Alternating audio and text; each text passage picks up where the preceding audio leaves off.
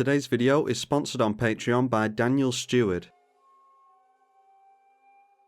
Isshin versus Codie, Selvala and Yarok.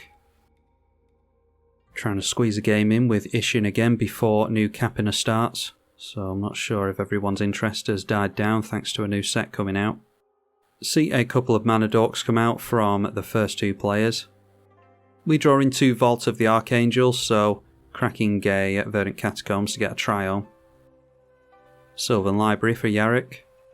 First commander of the game is Selvala, Explorer returned. Drawing this turn, a Vanquish the Horde, a cheap Wrath for us. So I'll shock down a land and we'll go for the Dolmen Gate so that we can swing in freely.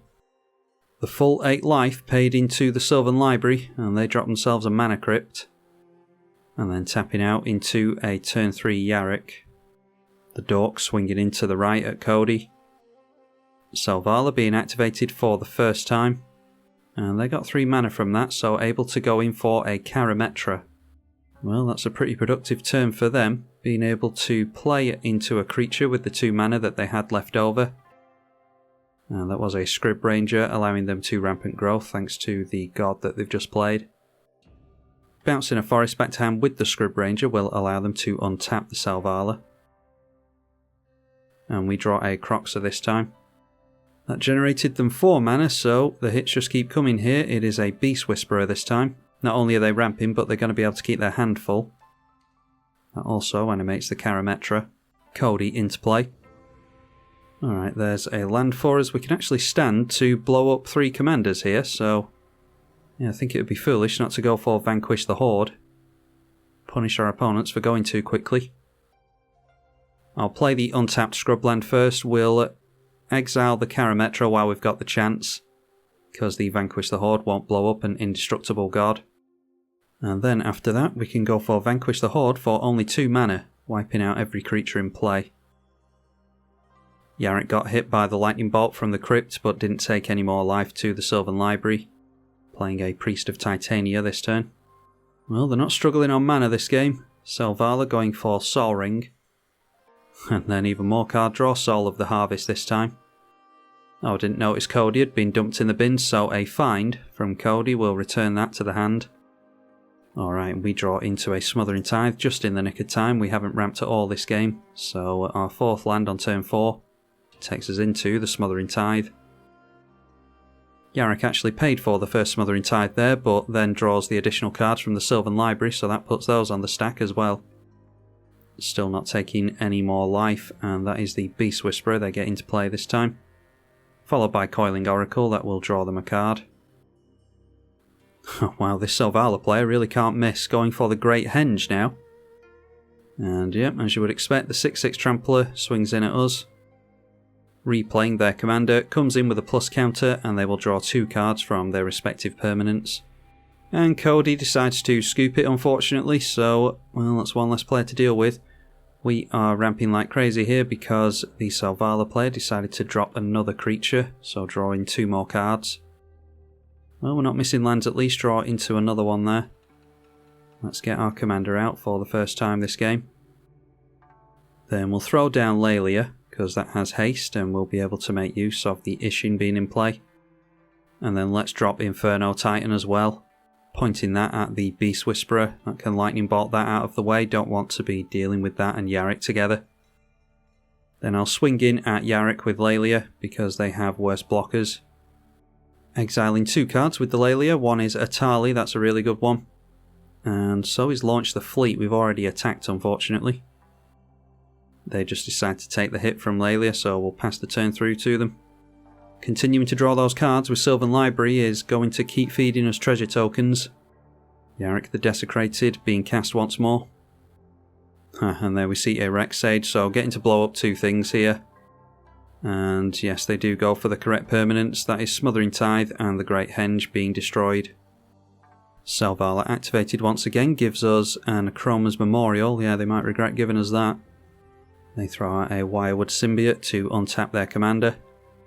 And then tapping the Llanowar Elves down for mana, they bounce it with the Wirewood Symbiote and untap the commander. This time drawing us into a Sign in Blood. Then replaying the Llanowar Elves to again draw them a card. And then more elves hitting the field. This time it is Priest of Titania again. That's an interesting one. Unnatural Growth. And then the Soul of the Harvest having its power and toughness doubled up to a 12/12, and it does have trample naturally.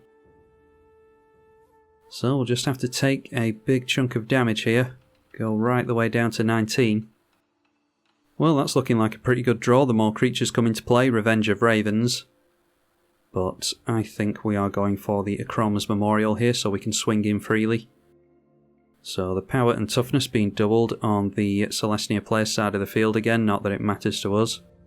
Then deciding to untap Selvala before combat. So through to combat, we will take everything in towards the Selvala player. They're going off on us and I'm most worried about them, which I never thought I'd say with a Yarok player in play.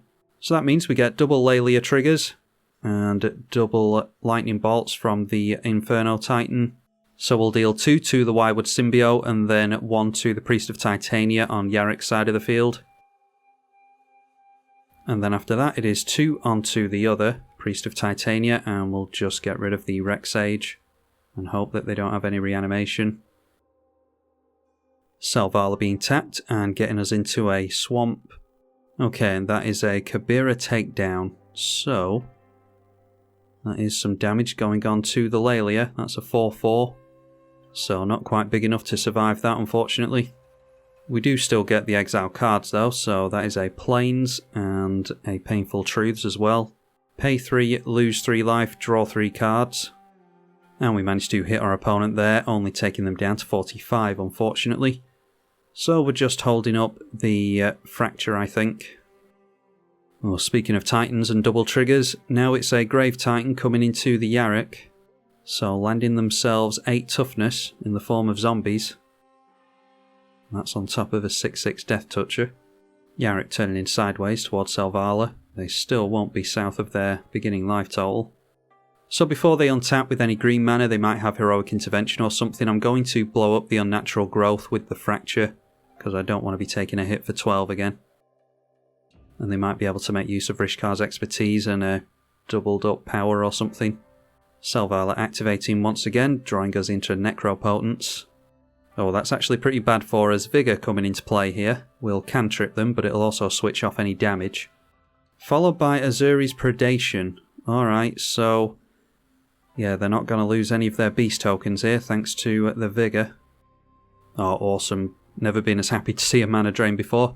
Unfortunately, that's going to give Yarok a hell of a lot of mana, but yeah, we don't want to see Azuri's Predation. Not with a Vigor in play. So being saved by the Yarok there, we draw a Sol Ring. So we'll just drop the Sol Ring into play. And I think we could do with gaining some life here, so I'm going to activate the Vault of the Archangel. And that will give our creatures lifelink. Then we can continue to vigilantly swing in with evasive creatures towards the Selvala player. We'll put the first lightning bolt on the Yarok, and then put a further 2 damage and 1 point of damage onto the Oracle as well. Oh, actually, I completely forgot. Yeah, I was thinking so much about the lifelink from the Vault of the Archangel that I forgot about the Death Touch it gives. It's the whole reason it's in the deck. There are some Death Touch shenanigans with things like Inferno Titan in this deck. Oh, that's really annoying. So all we had to do there was ping a few things, and we could have had rid of way more. Could have had rid of that Grave Titan. Oh well, we did at least still gain some life from those bolts. So we're at a much healthier 31 life now. And we'll play out the Revenge of Ravens to try and keep our opponents from swinging in at us. Now it's over to Yarok's turn. We've left them with all those creatures in play when we really shouldn't have done. And they do get mana from the mana drain. That is a lot of colourless mana, 8 in total. Spending it on getting their Yarok back into play. And then dropping an E-Witness will grab them something back from the bin. They do get to grab 2 things back from the bin thanks to Yarok being in play. So the first one is the Reclamation Sage, and of course they go for mana drain. Not holding up double blue, thankfully. But getting in Nykthos, Shrine to Nyx, so they can make some more colours here. Deciding on green and going for the Reclamation Sage. So this blows up 2 of our artifacts, the Dorman Gate and the Akroma's Memorial, unfortunately. And then they get to use the rest of the floating mana on a Cultivate. Umbral Mantle being cast by Selvala, and yeah, that reeks of a combo to me. So throwing that onto the Selvala. Alright, speaking of those Death Touch shenanigans I was talking about, Basilisk Collar. Both lifelink and Death Touch again. Then they untap the Selvala and give it +2/+2. Then tap it down again, gets us into Combat Celebrant. Then doing it again, grabbing us a land. I think this is just going to go on and on until they run out of mana. And there's a Blasphemous Act. That would have been good with the Akroma's Memorial in play, with us having protection from red, although we have to deal with the Vigor first. So the Selvala is pretty big now. That is a 13/15. The Harvest and Vigor both swinging in towards the Yarok player as well. No damage going to be dealt to their stuff unless Vigor is going to leave play.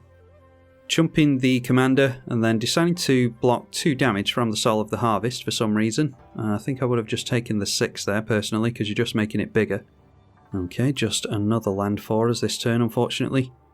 Alright, yeah, maybe we'll be able to make use of Grevin a bit later, but as for now, I think we need to go for the Basilisk Collar. Equip that onto the Inferno Titan. And then I'll do what I should have done last turn, swing it in towards Yarok, and we can get rid of them here. Then it's a total of 6 damage on the stack, so going to spread this out amongst the 6 creatures that they have in play. So 1 Death Touch lifelink damage apiece. That knocks all of their blockers out of the way and gains us 6 life in the process. And then we will whack them for lethal with our attacking creatures. So now it's just a case of surviving the Selvala player, who's done very well this game. Let's get down the Combat Celebrant. I'll probably just use that as a chump blocker against the Commander. Luckily we've gained a nice chunk of life this game. And then we've just got 2 mana left, we might as well just go for the Croxer. I might be able to get that out next turn. Our opponent discards a Yavimaya. More Elvish untap shenanigans, Quirion Ranger this time. Alright, Teferi's Protection. This is the problem with Selvala, is it does get you into things that you'll find a headache on your opponent's side of the field. Doing the whole Selvala thing a few more times, and this time going for Terastodon. Pointing that at our Soul Ring, our enchantment, and the Basilisk Collar. We do get some bodies to chump with here at least. Another Mana Dork just to draw them a card from the Soul of the Harvest. And yet another one for the same reason. And Selvala's made its way up to a 9/11 thanks to the equipment. There are some plus counters on there as well. So we'll have to chump the Selvala, and then it's trample on the other 2 creatures, so might as well just let them through, don't need to make them even stronger. Oh wow, that is a top deck. Alright, so we lost Akroma's Memorial, but we get Akroma's Will here. Yeah, we might have enough to do it here. So we play the Akroma's Will. Our creatures are going to gain a bunch of keywords here, flying and double strike being the main ones in this case. So we swing in straight over the top of everything, there is no reach. We will Lightning Bolt our opponent a couple of times. And I noticed the Combat Celebrant didn't trigger there. It didn't trigger at all. We haven't exerted it, and it has attacked, so not sure why that hasn't triggered there. Yeah, if we lose the game because of that, that'll be really annoying. Anyway, get them down to 19 on the first strike damage. Alright, and then get them down to 0 exactly, so thankfully the Combat Celebrant didn't matter there. We had Teferi's Protection to sit back on anyway, let's see what we were drawing. Alright, Anguished Unmaking onto the Vigor would have really helped us out. So yeah, I dare say that we might have got them anyway over the course of a few turns. Worst case scenario, we can Blasphemous Act. Anyway, that was a cool game. Hopefully you all enjoyed it as well. Be sure to consider donating on Patreon like so many of you do already. That really does help the channel out and compensates me for the vast amounts of time that I put into this YouTube channel. Huge thank you to those of you who do that already. Don't forget to leave a like on the video as well to help with YouTube's algorithms if you would like to help in that way. I'm Tribalkai. Thank you for watching.